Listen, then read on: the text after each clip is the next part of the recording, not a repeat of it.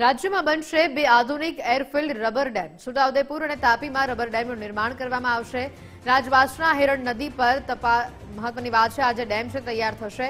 તાપીની અંબિકા નદી પર પણ ડેમ બનાવવાનો છે. કુલ 161 કરોડથી વધુના ખર્ચે તેનું નિર્માણ કાર્ય હાથ ધરવામાં આવશે.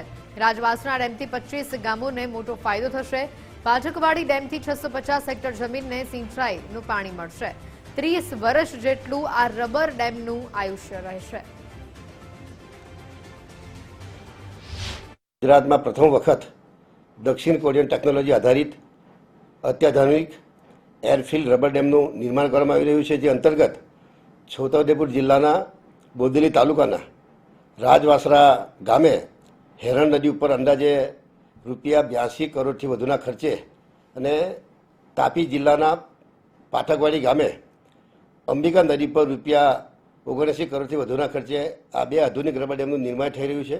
રબર ડેમ જાપાનીઝ ડિઝાઇન અને દક્ષિણ કોરિયાના અદ્યતન રબર બ્લેડર ઉપર આધારિત છે. આ રબર બ્લેડર 50 ડિગ્રીથી વધુ તાપમાનમાં પણ કાર્યક્ષમ રહે છે અને તેનું આયુષ્ય અંદાજે 30 વર્ષ જેટલું છે. હાલમાં આ ડેમનું પણ લગભગ 90% કામ પૂર્ણ